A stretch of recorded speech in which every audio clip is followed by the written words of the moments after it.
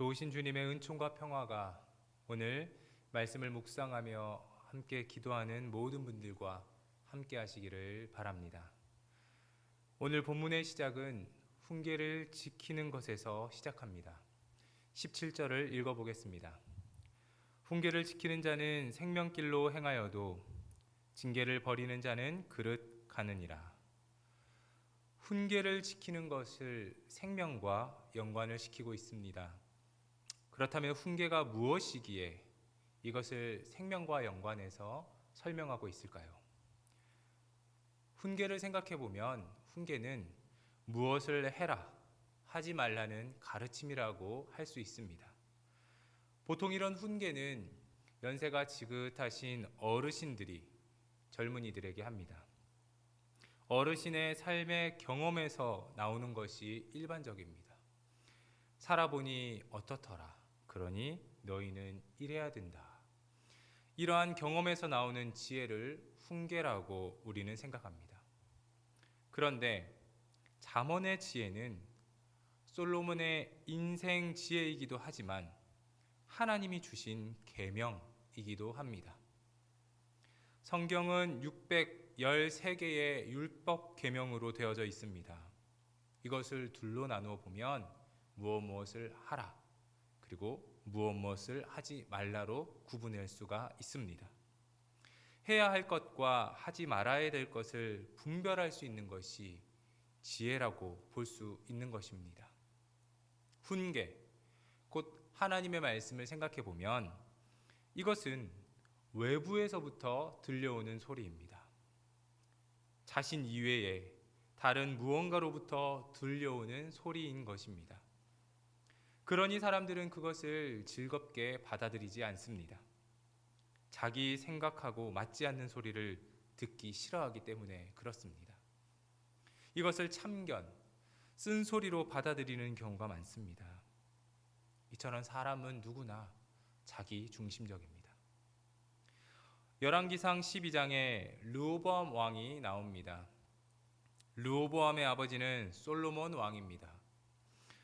솔로몬 왕이 죽고 그 아들 르호보암 왕이 왕에 오르자 백성들이 그 왕을 찾아와 요청합니다.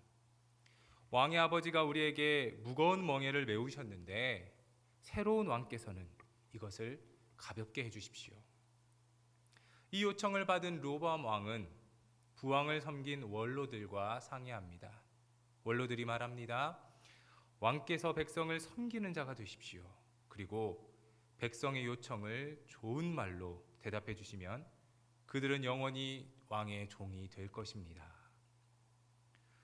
르호보암은 원로들의 충고를 무시하고 자기와 함께 자라면서 자기를 받드는 젊은 신하들과 의논합니다. 젊은 신하들이 이야기합니다.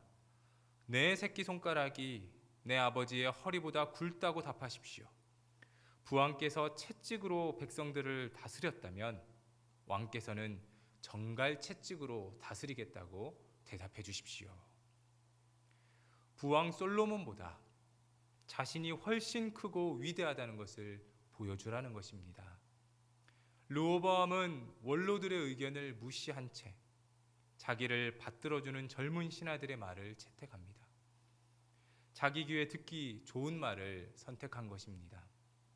그리고 백성들에게 너희의 멍에를 더욱 가중시키겠다고 공포합니다. 그 결과 백성들은 르호보암 왕을 떠나게 됩니다. 이후 북이스라엘과 남유다로 나뉘게 되는 결과가 발생하게 됩니다. 자기에게 듣기 좋은 소리만 들었을 때 세상은 갈등이 생깁니다. 자기 중심적 사고를 버리지 못하면 서로 끊임없이 갈등할 수밖에 없습니다. 사랑하는 부부 사이에 갈등이 생기는 것도 서로 자기 중심적으로 이해하기 때문에 그렇습니다. 이렇게 인간이 자기 중심적이라서 세상은 분쟁과 갈등이 끊이지 않고 발생합니다. 심지어는 전쟁도 일어납니다. 누군가를 살인하고 또 누군가를 모함하고 누군가를 쓰러뜨립니다. 이런 세상의 모습을 잠언의 지혜자는 보았습니다. 인간이 자기 중심적으로 살아갈 때 세상이 어떻게 되는지를 그는 냉철히 꿰뚫어 보았습니다. 세상이 평화를 찾고 안정을 찾기 위해서 자기 욕망을 내려놔야 했습니다. 외부에서 들리는 소리를 들어야만 하는 것입니다. 이것이 바로 하라와 하지 말라는 것이 되는 겁니다. 성경은 훈계를 지키는 자는 생명길로 가는 것이라고 말씀합니다. 이 말씀은 참입니다. 자기 중심성을 포기하고 말씀에 귀를 기울이는 사람에게는 분쟁과 갈등이 없기 때문에 그렇습니다.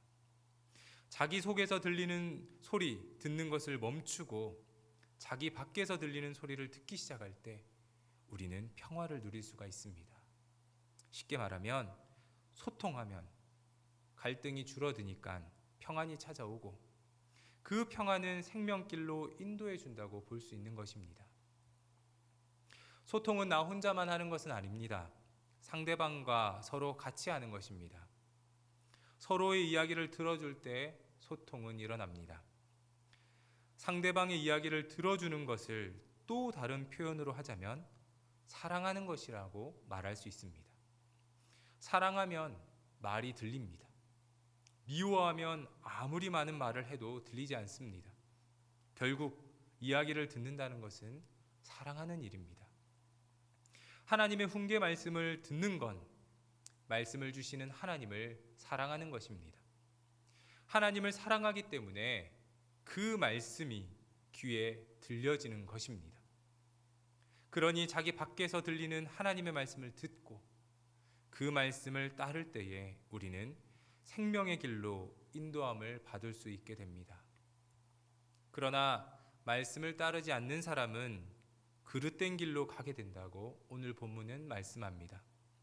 자기 소리만 듣고 외부에서 들리는 소리를 듣지 않으니 결국 왜곡된 길로 가는 것은 당연한 것입니다.